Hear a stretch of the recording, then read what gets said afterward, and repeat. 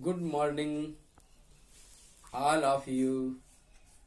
मैं महेश कुमार प्रजापति एक बार पुनः नए वीडियो के साथ आप सभी के सामने प्रस्तुत हूँ। आज हम चर्चा करेंगे उप सहसंयोजक बंध। पिछले वीडियो में हमने आपको सहसंयोजक बंध के बारे में बताया। आज का टॉपिक हमारा है उप सहसंयोजक बंध।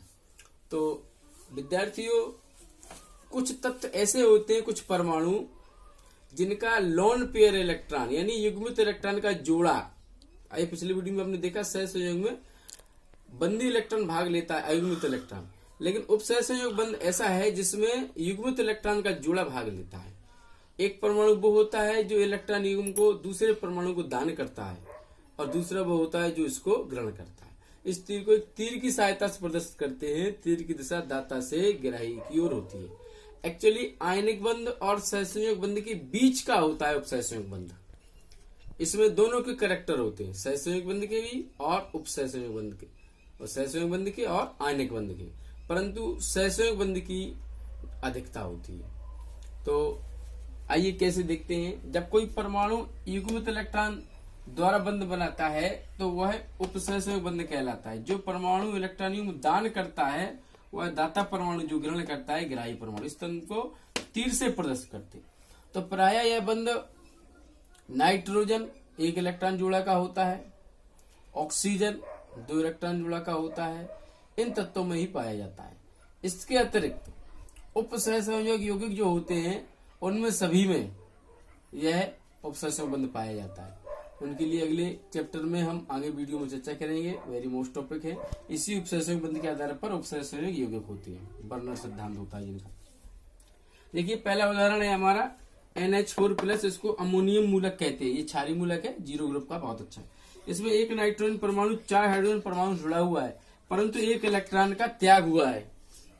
तो हमने देखा 7N नाइट्रोजन का साथ होता है विन्यास 1s2 2s2 2p3। बाहरी कोश में टोटल इलेक्ट्रॉन 2 3 5 है। हमने वितरण बनाया S का एक ऑर्बिटल, ये जोड़ा का लोन पेयर इलेक्ट्रॉन हो गया, और P में 3, ये तीनों बिना जोड़ा के। ये तीनों इलेक्ट्रॉन फ्री इलेक्ट्रॉन है, अयुग्मित इलेक्ट्रॉन ये सहसंयोग बंध बनाएंगे, परंतु ये जोड़ा का इलेक्ट्रॉन है, युग्मित इलेक्ट्रॉन है, ये उपसहसंयोग बंध बनाता। आइए कैसे देखते हैं। नाइट्रोजन में एक जोड़ा का हमने ये रखा और 3 बना जोड़ा किए 3 अलग अलग दिशाओं में, टोटल 4 दिशाओं में फैलाव किया, क्योंकि 4 परमाणु जुड़ना थे। H में एक होता है तो देखो ये सिंगल इलेक्ट्रॉन से एक का साझा होगा, इधर भी हुआ इधर भी। अब ये H को एक इलेक्ट्रॉन इसका था, परंतु अब N के पास फ्री इलेक्ट्रॉन नहीं है, तो H अपना इलेक्ट्रॉन जो इसके पास होता है, जैसे इनमें क्रॉस में था, इसमें था, इसमें, इस इलेक्ट्रॉन को त्याग देता है और ये आ जाता है धनावेश। और जब ये इलेक्ट्रॉन त्याग देता है तो अब इसके पास एक भी इलेक्ट्रॉन नहीं रहते हैं, तो अब इसको पहले कोश में अष्टक के लिए 2 इलेक्ट्रॉन की आवश्यकता होती है। ये जोड़े के जो दोनों इलेक्ट्रॉन है, ये देख पा रहे हैं आप, ये तीर के द्वारा इसके पास आ जाते हैं। ये तीर भी बता रहा है कि ये यहाँ पर N दाता परमाणु, H ग्राही, ये जोड़ा इधर आ जाएगा, तो इसको कहते हैं उप सहसंयोग बंध। तो आप देख पा रहे हैं N single bond, NH single bond, NH, और ये यहाँ पर N उप सहसंयोग बंध H, ये अमोनियम मूलक। इससे रिलेटेड यौगिक है NH4Cl, NH4Br, NH4I, ये तीनों सेम होते हैं। NH4F भी होता है।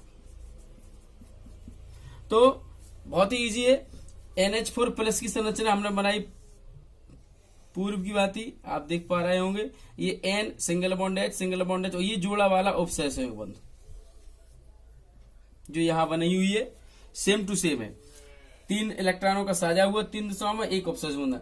अब ये जो इलेक्ट्रॉन त्यागा गया है, Cl में बाहरी कोश में 7 इलेक्ट्रॉन होते हैं, 2 8 7 17 हो गए, तो यहाँ एक इलेक्ट्रॉन कम है। तो जो H परमाणु इस इलेक्ट्रॉन को त्यागता है, ये इलेक्ट्रॉन को Cl परमाणु आप देख पा रहे हैं, यहाँ आ गया जी क्रॉस वाला, ग्रहण कर लेता है, तो इसलिए Cl पे माइनस आ जाता है और NH4 पे प्लस।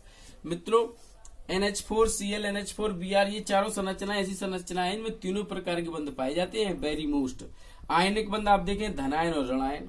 सहसंयोग बंध आप देखें साझा हो रहा है एक एक इलेक्ट्रॉन का, ये देखें सिंगल बॉन्ड सिंगल बॉन्ड। उप सहसंयोग बंध नाइट्रोजन हाइड्रोजन के बंध। तो ये ऐसी संरचनाएं हैं, इनमें आयनिक बंध, सहसंयोग बंध और उप सहसंयोग तीनों बंध पाए जाते हैं। कंपटीशन में पूछा जाता है ऐसे योग का नाम और सूत्र लिखिए जिसमें 3 प्रकार के बंध उपस्थित हो। तो ये आप NH4Cl अमोनियम क्लोराइड देख रहे हैं, ये चारों में तीनों बंध होते हैं, आयनिक बंध, सहसंयोजक बंध और उप सहसंयोजक बंध। इस दृष्टि से भी महत्वपूर्ण है। इसी क्रम में O3 तो ओजोन की संरचना है जी। तो आप देखें O2 में हमने दो दो का साझा दिखा दिया, O में एक जोड़ा और दो जोड़ा, दो बना जोड़ा, ये जोड़ा का इलेक्ट्रॉन, ये जोड़ा का, और ये दो बना जोड़ा। ऐसे ही इसमें एक जोड़ा, दो दो का ये साझा, तो डबल बॉन्ड। अब ये वाला उपसहसंबंध बना लेता है इस ऑक्सीजन के साथ, 2 4 6, 2 4 6, और ये जोड़ा इधर चला जाता है, तो ऑक्सीजन ऑक्सीजन में एक डबल बॉन्ड हो जाता है, एक उपसहसंबंध होता है। इस प्रकार से ये क्लियर होता है। आइसोसाइनाइड है, हाइड्रोजन आइसोसाइनाइड, इसमें भी नाइट्रोजन की पार्टिसिपेटिंग है। देखें एन में एक जोड़ा, दो बना जोड़ा, 3। तो अब कार्बन में दो होते, एक जोड़ा का, दो बना जोड़ा के, तो जोड़ा का कार्बन का ये रखा हुआ है और बना जोड़ा के ये दो साझा कर रहे हैं। नाइट्रोजन के दो दो का साझा ये होगा, एक का एच ने कर लिया इधर। अब कार्बन के 2 4, यहाँ पर आप देख पा रहे हैं 2 4 6 हो रहे हैं, तो ये एन का जोड़ा वाला इलेक्ट्रॉन है, लोन पेयर, ये भी यहाँ पहुंच जाता है। तो एन और सी के बीच यहाँ डबल बॉन्ड और एक उपसहसंबंध बनता है और एच सिंगल बॉन्ड। और उपसहसंबंधी यौगिक सभी में ये बंध पाया जाता है, जैसे ये K4FeCN6 है, CuNH3 का होल 4 SO4 है, AgNH3 का होल 2 Cl, ये उपसहसंयोजक यौगिक हैं, इन सभी में ये बंध पाया जाता है। तो ये आज का हमारा टॉपिक उपसहसंयोजक बंध है। तो अब हम आपको ये बताना चाहते हैं, इसी में एक टॉपिक होता है रेजोनेंस अनुनाद। यौगिकों का जो विन्यास होता है वो किसी भी तरह हो सकता है। जैसे आप ये देख पा रहे होंगे, इस NH4+ की संरचना में आपको लगता है कि ये H इलेक्ट्रॉन त्याग रहा है, ये रोटेट करता है। अभी तो इसको बड़े कोष्टक में बंद करके पूरे पे प्लस लगाया गया है, कभी ये बॉन्ड इधर होगा, कभी ये होगा, कभी ये, इस प्रकार से ये रोटेट करता है, घूर्णन करता है, ऐसा ही इसमें होता है। तो जब अनुनाद जो होता है टॉपिक, उसकी यही परिभाषा है। अनुनाद में यौगिक में उपस्थित जो परमाणु या समूह होते हैं वो गति करते रहते हैं, यानी संरचना डायनेमिक फॉर्म में होती है, गतिशील। इलेक्ट्रॉनों की स्थितियां, संख्या और परमाणुओं की संख्या तो निश्चित रहती है, परंतु उनका जो विन्यास होता है, फैलाव, वो रोटेट होता रहता है। तो ये घटना होती है अनुनाद, रेजोनेंस। और जिसमें जितना अधिक अनुनाद होता है वह उतना अधिक स्थायी होता है। ठीक है, तो ये अनुनाद। अब हम आपको बताना चाहते हैं अष्टक नियम के अपवाद। अभी तक हमने सीखा कि प्रत्येक यौगिक 8 करने की चेष्टा रखता है। अष्टक नियम के अपवाद,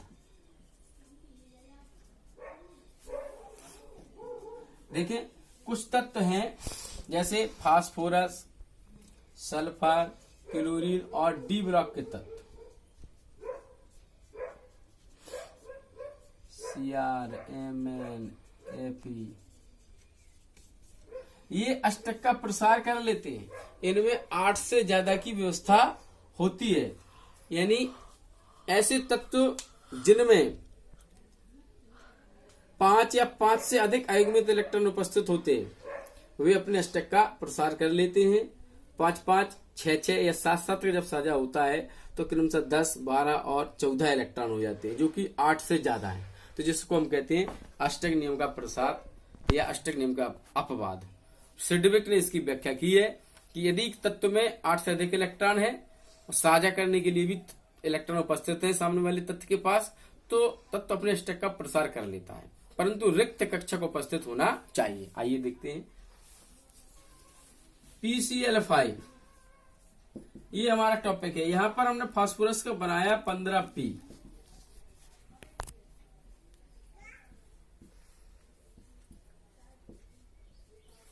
अब आप देख पा रहे हैं यहां पर एक लोन पेयर है और 3 अनपेयर इलेक्ट्रॉन है। ये लोन पेयर है और ये 3 अनपेयर है। अगर ये बॉन्ड बनाएगा तो ये बनाएगा उपसहसंयोजक बंध और ये 3 बनाएंगे सहसंयोजक बंध। परंतु Cl जो होता है Cl17, इसका जब हम देखते हैं तो इसका एक इसमें अनपेयर्ड इलेक्ट्रॉन होता है। तो एक Cl परमाणु अगर साझा करता है तो एक इलेक्ट्रॉन का सामान्य कंडीशन में साझा करता है। ये तो अब 5 Cl हैं तो उनको 5 इलेक्ट्रॉन चाहिए साझा करने के लिए, तभी PCl5 की संरचना पॉसिबल होती है। अब फास्फोरस में आप देखें तो फास्फोरस में अगर हम देखें तो एक जोड़ा 3 गुना जोड़ा, तो ऐसी स्थिति में केवल यह 3 Cl से साझा कर सकता है। परंतु यहाँ तीसरा कोष आया तो तीसरा कोष में 3D उपकोष के 5 ऑर्बिटल ये खाली होते हैं।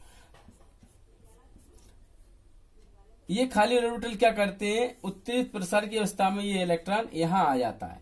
जब ये यहाँ पहुंच जाता है तो अब आप देख पा रहे हैं 1 2 3 4 5, तो फास्फोरस में 3d के 5 ऑर्बिटल रिक्त थे। इसके कारण ये इलेक्ट्रॉन यहाँ मूव कर गया और 5 अयुग्मित इलेक्ट्रॉन हो गए। अब ये 5 Cl से साझा कर सकता है। पहले हम ऐसा बनाते एक जोड़ा 1 2 3 बना जोड़ा, परंतु अब हमने यहाँ क्या हुआ, प्रसार हो गया, तो इस प्रकार से 5 अयुग्मित इलेक्ट्रॉन। अब 5 अयुग्मित इलेक्ट्रॉन एक Cl से साझा कर सकते हैं और Cl में 7 बनाना है। 1 2 3 ये वाले 1 2 3, ये एक अनपेयर्ड, सो ये अनपेयर्ड ने यहाँ साझा कर लिया, ये 3 जोड़ा के एक बिना जोड़ा के।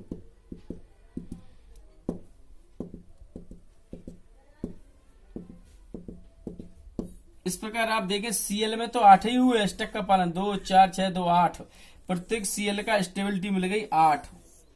लेकिन फास्फोरस का जब आप देखेंगे तो 2 4 6 8 10, तो फास्फोरस के बाहरी कोश में यहाँ इलेक्ट्रॉनों की संख्या 10 हो गई और सह संयोजकता फास्फोरस की 5।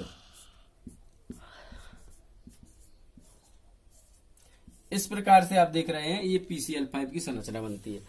अब यदि प्रश्न आता है NCl5 पॉसिबल नहीं है, PCl5 पॉसिबल है, तो NCl5 नहीं बनता है क्योंकि नाइट्रोजन में रिक्त ऑर्बिटल ना होने के कारण उसका प्रसार संभव नहीं है।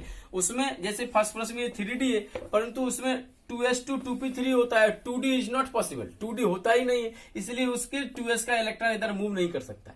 अतः NCl5 is not possible, NCl5 नहीं बनता है और PCl5 पॉसिबल होता है। तो ये हमें ध्यान रखना है, ये प्राय पूछा जाता है, तो लिखना है नाइट्रोजन में रिक्त ऑर्बिटल की अनुपस्थिति के कारण NCl5 नहीं बनता है, जबकि PCl5 में रिक्त ऑर्बिटल की उपस्थिति के कारण बन जाता है PCl5।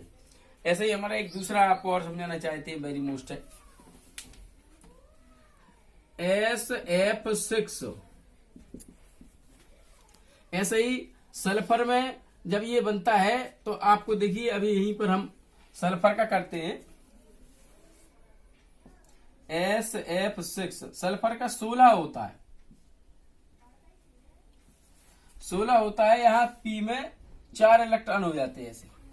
तो जब ये मूवमेंट होता है यहाँ पर, तो यहाँ के 2 इलेक्ट्रॉन मूव करते हैं, एक ये और एक ये।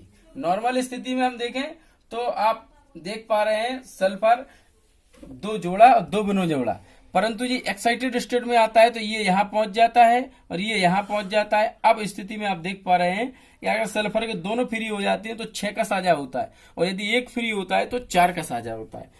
ठीक है, और फ्लोरीन ऐसे ही क्लोरीन की भांति व्यवस्था होती है इसकी, फ्लोरीन की। तो आप देखें यहाँ इस सल्फर का हमने यहाँ बनाया, एस के हम 6 रखते हैं, 1 2 3 4 5 6, और ऐसे ही एफ का इस तरीके से।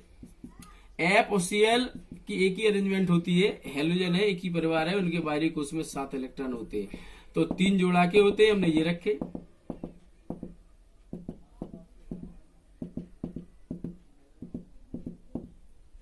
इस प्रकार से आप देखें 8 होते हैं हेलोजन सभी फ्लोरीन में।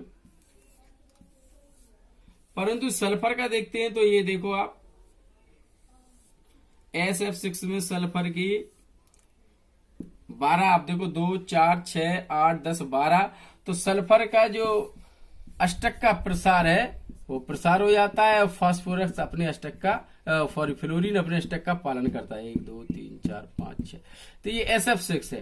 तो आप देख पा रहे हैं सल्फर और फास्फोरस में रिक्त ऑर्बिटल 3d उपस्थित होता है, इसलिए उनमें प्रसार संभव होता है और भी अपने अष्टक का प्रसार कर लेते हैं। इसी प्रकार क्लोरीन में भी होता है और फास्फोरस के और बहुत सारे यौगिक हैं जिनमें यह अपने अष्टक का प्रसार कर लेता है। अगले वीडियो में हम जब चर्चा करेंगे तो महत्वपूर्ण यौगिकों की इलेक्ट्रॉनिक और बंध संरचना हमारा टॉपिक रहेगा।